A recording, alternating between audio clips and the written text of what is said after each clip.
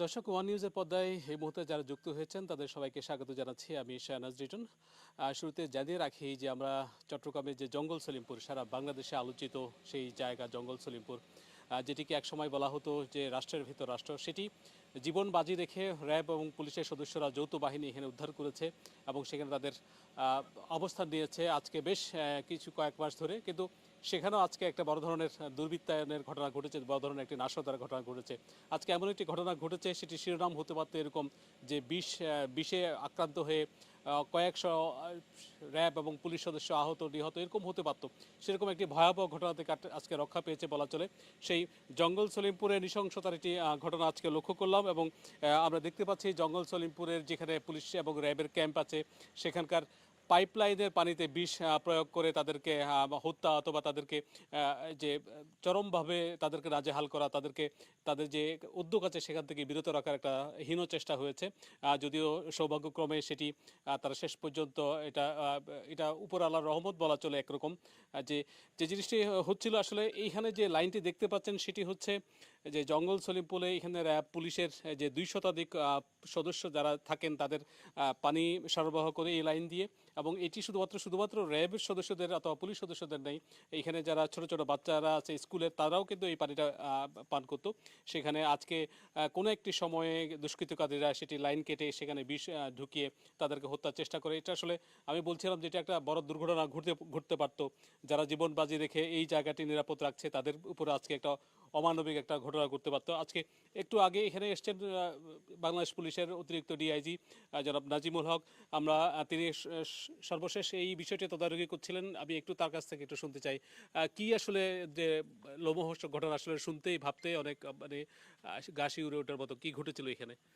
আপনারা জানেন যে আমরা এখানে জঙ্গল সলিমপুর অভিযানের পর থেকেই আমরা নানামুখী বাধার সম্মুখীন হচ্ছি। তারা আমাদের শুরুর দিকে অনেক ইলেকট্রিসিটি লাইন কেটে দিয়েছে, পানির লাইন কেটে দিয়েছে, আমাদের রাস্তাঘাট কেটে দিয়েছে, আমাদের এখানে যেন কেউ ভালোভাবে থাকতে না পারে এই জন্য এলাকার মানুষজনের মধ্যে বিভিন্ন উত্তেজনা ছড়িয়ে মব তৈরি করার চেষ্টা করেছে। চেষ্টার কমতি তারা করেনি। আপনারা এটাও জানেন যে মাঝখানে এক ঝড় বৃষ্টির রাতে তারা রাস্তা কেটে দিয়ে আমাদের ক্যাম্পের উপর হামলাও করেছে। আপনাদের এই ক্যাম্পটি তো একদম ঘুরিয়ে দিয়েছে বলা চলে, যে স্বরাষ্ট্রমন্ত্রী মহোদয়ের আসার আগের দিন, আগের দিন না, 4 দিন আগে, কয়েকদিন আগে 4 দিন আগে।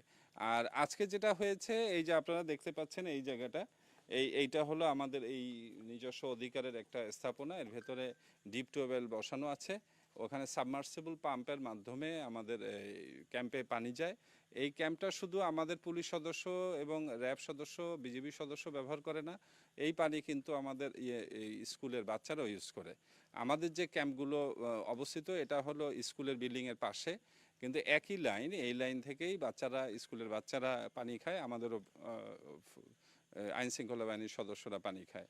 তো আজকে যে অমানবিক বিষয়টা হয়েছে, আপনি যে মনে করেন যদি স্কুলের বাচ্চাদের এই পানি ব্যবহার করতো এবং তারা যদি হতাহত হতো তাহলে আজকে কিন্তু এই এলাকার মানুষেরই ক্ষতি হতো।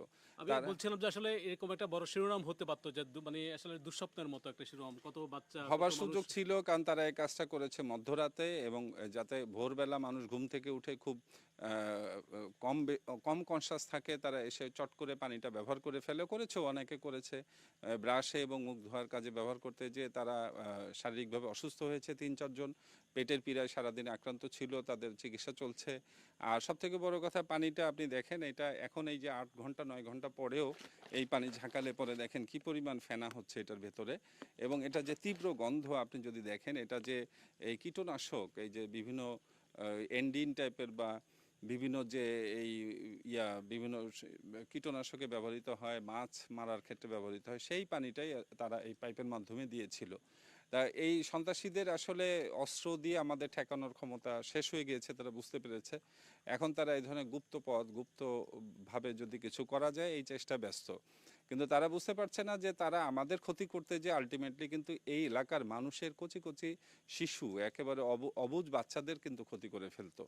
আমরা যেটা করেছি, ভোরবেলাটা জানার পর খুব দ্রুত আমাদের সমস্ত সদস্যদেরকে সতর্ক করেছি তারা যেন আর পানি ব্যবহার না করে, এই ব্যবস্থা করেছি। একই সাথে স্কুলের শিক্ষকদের জানিয়েছি, স্কুলের যে কটা বাথরুম ছিল, পানির পাইপ ছিল, আমরা সব কটা বন্ধ করে দিয়েছি যেন বাচ্চারা ব্যবহার না করে, এবং আমরা খুব দ্রুত ট্যাঙ্কি পরিষ্কার করেছি। আপনারা দেখেন সকালবেলা এই যে যে পানিটা এসেছিল এই পানিটা আমরা বালতিতে ধরে রেখেছি, এটার যে রং আপনি দেখতে পাচ্ছেন, এটা কি আপনার কাছে স্বাভাবিক কোনো রং মনে হচ্ছে?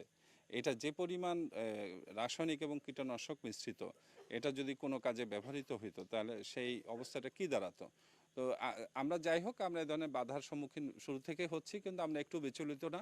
তাদের একটা বড় সাম্রাজ্য ছিল, রাজ্য ছিল, রাষ্ট্রের ভিতরে রাষ্ট্র, তাদের অনেক ইনকাম ছিল, তারা সেই জায়গাটা থেকে বঞ্চিত হয়েছে, তারা ফিরতে চায়। এটা নিয়ে আমরা একটু অরিড না, আমরা সকল প্রচেষ্টা এবং প্রস্তুতি আমাদের রয়েছে।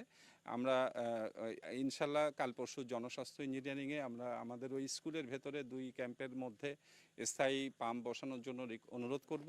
বসালে আমরা যে কদিন আছি ব্যবহার করব, চলে গেলে স্কুলের বাচ্চারা ব্যবহার করবে। একই সাথে বিদ্যুৎ বিভাগকে অনুরোধ করব যেন আমাদের একটা আলাদা লাইন দেওয়া হয়, তারা যেন আর কোনো ধরনের ইন্টারাপশন করতে না পারে।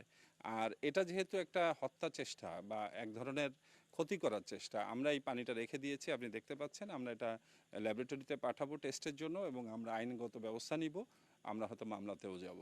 এটা প্রথম একটু যদি বলি যে প্রথম কখন আপনারা দেখতে পেলেন যে আসলে এরকম একটি ঘটনা ঘটছে, প্রথম কখন জানতে পারলেন এটা? এটা সবাই ঘুমিয়েছিল রাতে, সেই কাজের ভেতরে তো কেউ বুঝতে পারে নাই। ভোরবেলা যখন তারা যার যার ফ্রেশ হতে গিয়েছে, চোখে মুখে পানি দিয়েছে, ব্রাশ করেছে বা কেউ কেউ কুলি করেছে, কেউ কেউ অজুও করেছে, ওই সে সময় তো একটু পেটে চলেও যায়, তা সব কিছু মিলিয়ে ওই সময়টাই তারা টার্গেট করেছে। আমরা ওই সময় সৌভাগ্যক্রমে বুঝতে হয়তো পেরেছি। খাওয়া হয়নি, যে কারণে আসলে বড় এটা দুর্ঘটনা থেকে বাঁচা গেল। হ্যাঁ, আমাদের আল্লাহ রহমত ছিল, আমরা শুরুতেই বুঝতে পেরেছি এবং আমাদের তো আপনারা জানেন যে আমাদের সদস্যরা, আইন শৃঙ্খলা বাহিনীর সদস্যরা খুব চৌকস হয়। একটা পানির স্বাভাবিক বর্ণ এবং গন্ধ পরিবর্তনের তারা সাথে সাথেই বুঝে ফেলেছে এখানে কিছু সমস্যা আছে। এখানে কিভাবে এই কাজটা করেছিল যদি একটু আপনি? এখানে আপনি দেখতে পাচ্ছেন, এটা হলো আমাদের সাবমার্সিবল পাম্পের মূল লাইনটা। এটা ওই আমাদের নিজস্ব অধিকার স্থাপনা থেকে এসে এখান থেকে এই ডাইভারশন ইয়াটা হয়েছে, তারা এটা বন্ধ করেছে, করে এই জায়গাটা কেটে ফেলেছে। আপনি দেখতে পাচ্ছেন এই জায়গাটা আপাতত একটা আটকানো হয়েছে, এই জায়গাটা কেটে তারা এই পাইপটাকে উন্মুক্ত করে এই পাইপের ভেতর থেকে তারা এই বিষাক্ত রাসায়নিকগুলো ঢুকিয়ে দিয়েছে। কারণ এই পাইপের ডেস্টিনেশন হলো স্কুল এবং ক্যাম্প, যে দুটো বিল্ডিং ওখানে পাশাপাশি। এটা আসলে সত্যি আসলে লোমহর্ষক এবং মানে এটা নৃশংসতম একটা ঘটনা। আপনারা এটা বলছেন আসলে যে আপনারা হত্যা মামলা অথবা ধরনের চেষ্টা? হ্যাঁ, হত্যার চেষ্টা মামলায় আমরা যাব হয়তো। আমরা এই পানিটা টেস্টে দিব এবং সবচেয়ে বড় কথা, তাদের এটা খুবই অমানবিক একটা কাজ।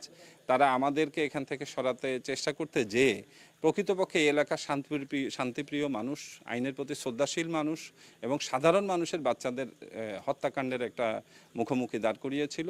এখানে যদি বাচ্চারা, আজ এটা অবুঝ বাচ্চারা আমাদের দেখার আগে যদি খেয়ে ফেলতো, বাচ্চারা ব্যবহার করতো, আপনি হয়তো আজকে দেখতেন নিউজটা, অনেকগুলো বাচ্চা আজকে মারা গিয়েছে।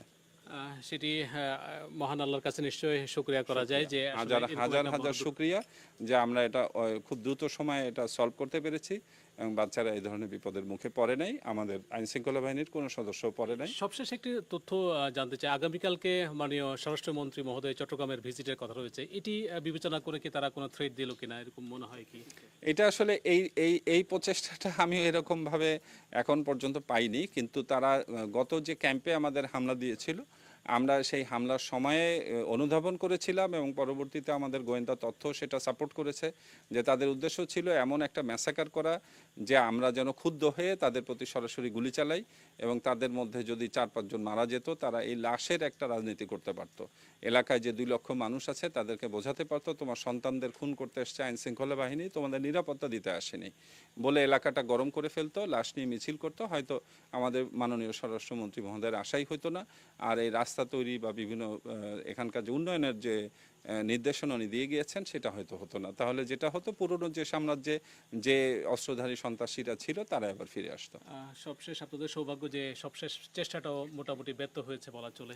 আমরা আসলে এখন বর্তমান সরকারের ঊর্ধ্বতন আমাদের মাননীয় প্রধানমন্ত্রী, স্বরাষ্ট্রমন্ত্রী মহোদয়, আইজিপি স্যার, ডিআইজি স্যার সবার নির্দেশনায় আমরা এই সন্ত্রাসী এবং সন্ত্রাসের বিরুদ্ধে জিরো টলারেন্সে আছি।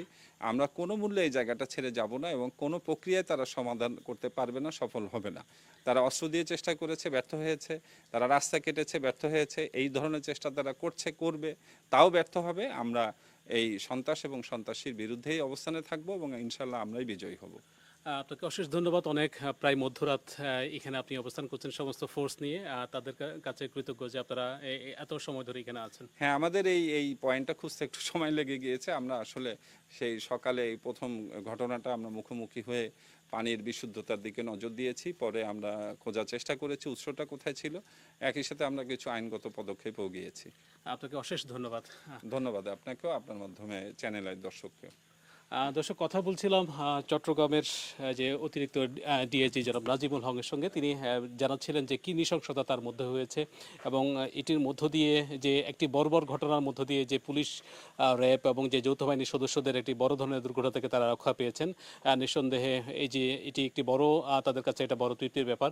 সবচেয়ে বড় জিনিস বলছিলাম যে আগামীকালকে স্বরাষ্ট্রমন্ত্রী জনাব সালাউদ্দিন আহমেদ চট্টগ্রামের একটা ভিজিট রয়েছে। সেই তার সফরের ঠিক আগের দিন, আগের রাতে এত বড় একটি নাশকতার ঘটনা, নিঃসন্দেহে এটি একটি বড় বার্তা, হয়তো বড় চ্যালেঞ্জ হতে পারে আইনশৃঙ্খলা বাহিনীর কাছে। কিন্তু তারা বলছিলেন যে কোনো মূল্যে তারা এই যে সন্ত্রাসীদের অভয়ারণ্য এবং যে রাষ্ট্রের ভিতর রাষ্ট্র বলা হচ্ছিল সেখান থেকে তারা কোনোভাবেই ছেড়ে যাবেন না এবং নিরাপদ রাষ্ট্র করার ক্ষেত্রে তাদের যে প্রত্যয় সেটি থেকে তারা এক চুলও বিচ্যুত হবেন না।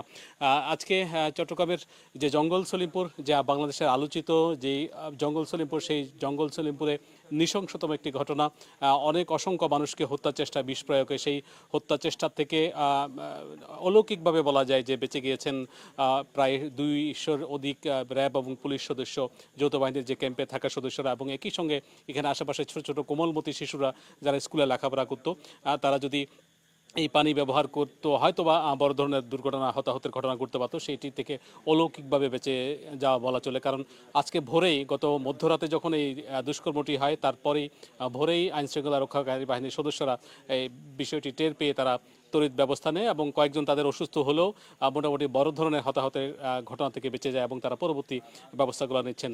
আমি সবশেষ এই তথ্য দিয়ে শেষ করতে চাই, আজকে এই ঘটনায়, নৃশংসতম ঘটনায় যারা দোষী এবং অজ্ঞাত দুষ্কৃতিকারীদের বিরুদ্ধে তারা হত্যা চেষ্টা মামলা করবেন, সেটি আমাদেরকে জানিয়েছেন সবশেষ বাংলাদেশ পুলিশের অতিরিক্ত ডিআইজি জনাব নাজিমুল হক।